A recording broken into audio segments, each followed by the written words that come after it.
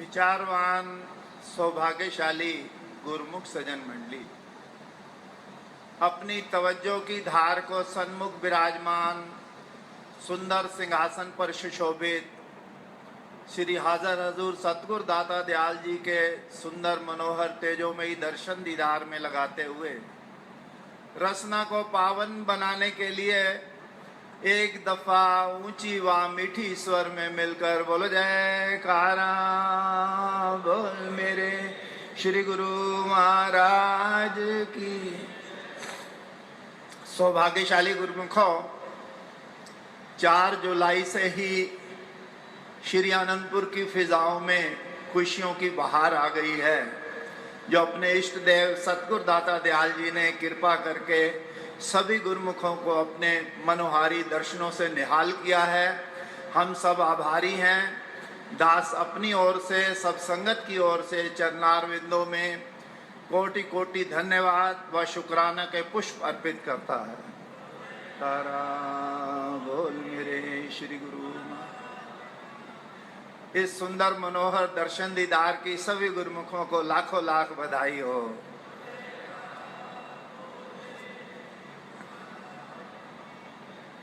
इन घड़ियों का वर्णन करते हुए कदरदान लिखते हैं, दूर हुआ मन का अंधियारा जब सतगुरु दर्शन पाए हैं, प्रेमी जनों ने हृदय मंदिर में प्रेम के दीप जलाए हैं। ऐसे शुभ अवसर पर कली कली मुस्काई है, प्रेमी जन ऐसे खुश हैं जैसे खोई वस्तु पाई है। कोट जन्म के पुण्य कर्म से घड़ी सुहानी आई है, सतगुरु के दीदार की सबको लाखों लाख बधाई है। तारा बोल। जैसे किसी का बेशकीमती हीरा काफी अरसे से खो जाए और जब मिलता है तो उसकी खुशी का ठिकाना नहीं रहता, ऐसे ही अपने इष्ट देव के दर्शन पाकर प्रेमी जन गदगद हो रहे हैं जब से श्री गुरु महाराज जी ने कृपा फरमाई है। तुलसीदास जी यहाँ तक लिखते हैं कि मरणशील जिमि पाए पयूषा सुर तरु लहे जन्म का भूखा, हर पद पाए नार की जैसे इनके दर्शन हमको तैसे। कि नरकों में तपते हुए इंसान को यदि अमृत मिल जाए तो उसकी खुशी का ठिकाना नहीं रहता। जन्म जन्म के भूखे को कल्प तरु मिल जाए। कल्प तरु ऐसा वृक्ष है जिसके नीचे खड़े होके जो भी इच्छा करो पूर्ण हो जाती है, तो उसका भी ठिकाना नहीं रहता खुशी का। और यदि नरकों में कष्ट सहते हुए इंसान को भगवान के चरणों में जगह मिल जाए तो उसका भी खुशी का ठिकाना नहीं रहता। तो तुलसीदास जी लिखते हैं, अपने इष्ट देव सतगुरु दाता दयाल जी के दर्शन पाकर मेरे मन में भी इस तरह खुशियों की बहारें उठती हैं, लहरें उठती हैं। जैसे पूर्णमासी के चांद को देखकर समुद्र में ऊंची ऊंची तरंगे उठती हैं, प्रेमियों के हृदय में भी ऐसी खुशियों की तरंगे उठती हैं। तो जिन्होंने भी गुरु दरबार के दर्शन चरण शरण पाई है, बड़े भाग्यशाली हैं। परम संत कबीर साहब जी तो इन घड़ियों के लिए याचना करते हुए वचनों में फरमाते हैं कि वो दिन कैसा होएगा, गुरु गहेंगे बाएं अपना कर बिठलाएंगे चरण कमल की छाएं, सुख देवें सब दुख हरे दूर करे अपराध, कहे कबीर वह कब मिले परम स्नेही साथ। ऐसे परम हितैषी परम हितकारी सतगुरु की शरण कब मिलेगी, जब मुझे अपने चरणार बिंदु की सुखद छत्र छाया में बैठाल कर मेरे सारे अपराध दूर करेंगे, मुझे सुखों से भरपूर करेंगे, ऐसी याचना भरे शब्दों में कह रहे हैं। मगर हम तो भाग्यशाली हैं जो हमें ऐसी चरण शरण मिली है। महापुरुषों की रहनुमाई में चलकर हम सच्चा सुख हासिल कर रहे हैं। इन शब्दों को हमें तो इस तरह बोलना चाहिए कि वो दिन अब है आ गया, सतगुरु पकड़ी बाएं अपना कर बिठलाया चरण कमल की छाए, सुख दिए सब दुख हरे दूर किए अपराध, दासन दासों को मिल गए श्री परमहंस महाराज।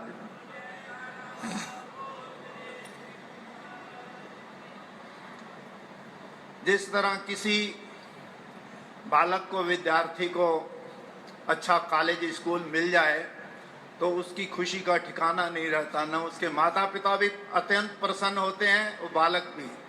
ऐसे ही गुरुमुखों को श्री अनंतपुर दरबार में चरण शरण मिली है। गुरुमुख जन गदगद हैं। इनकी तो मांग होती है हमें हमेशा ही दर्शन और भक्ति और सेवा मिलती रहे।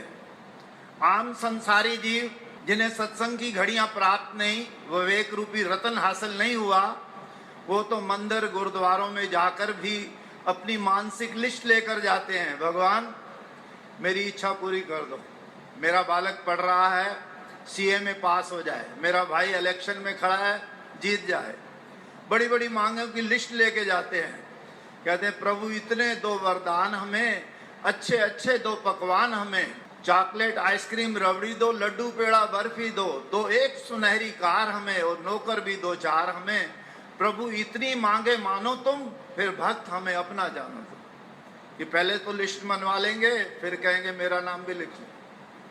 मगर गुरुमुख जन भी कुछ गुरु चरणों में मांग रखते हैं कि यही प्रार्थना है इस सच्चे दरबार में, जन्मों जन्मों नाता जुड़ा रहे सतगुरु तव चरनार में। जब जब भी इस धराधाम पर आप प्रभु अवतार धरें, श्री चरणों की निज सेवा में हम दासों को स्वीकार करें। प्रेमियों की मांग होती है जन्म जन्म तक मेरा नाता जुड़ा रहे सतगुरु के चरणों में। बस भक्ति की मांग, सेवा की मांग करते हैं। उनको संसारी वस्तुओं की इच्छा नहीं होती, वो तो उन्हें अपने आप गुरु महाराज जी की रहमत से हर चीज मुहैया हो जाती है। एक बार हनुमान जी ने नारद जी को कहा, आप भगवान के पास जाते हो, देखना भगवान की डायरी में मेरा नाम है क्या, मैंने भी बड़ी सेवा की है हित चित से। नारद जी गए।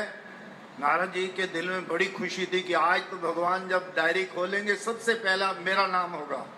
मैं तो वीणा बजाता हूँ, हर समय भगवान को ही याद करता हूँ। जब कहा भगवान के चरणों में जाकर, भगवान ने फरमाया कि सामने मेज पे बहुत सारी फाइलें रखी हैं, देख लो। जब खोली तो सबसे ऊपर नारद जी का नाम, और सारी फाइलें देख ली, हनुमान जी का नाम ही नहीं। अब नारद जी जाने लगे, बड़े खुशी में, अहंकार भी हो गया थोड़ा कि हनुमान जी को बोलूंगा आपका तो नाम ही नहीं और मेरा नाम सबसे ऊपर। और भगवान ने सोचा मेरा प्रेमी अहंकार में रूहानियत की पूंजी खो दे, इसलिए कोई ऐसा उपाय किया जाए कि हनुमान जी की कुर्बानी भी उजागर हो जाए और नारद जी को अहंकार भी न हो। It is killing two birds with one stone, एक पंथ दो काज। तो जब नारद जी जाने लगे तो भगवान ने कहा नारद जी आओ, एक डायरी मेरी जेब में है, उसमें शायद नाम हो हनुमान जी का। जब देखा तो सबसे ऊपर हनुमान जी का नाम, कुछ नाम और भी थे। अब नारद जी का अहंकार तो साफ हो गया, क्योंकि नारद जी का नाम ही नहीं था छोटी डायरी में। नारद जी ने कहा वो फाइलें कौन सी है और ये डायरी कौन सी है। भगवान ने कहा वो जो फाइलें हैं जो हमें याद करते हैं उनके नाम उनमें हैं, जिन्हें हम याद करते हैं उनके नाम पॉकेट की डायरी में।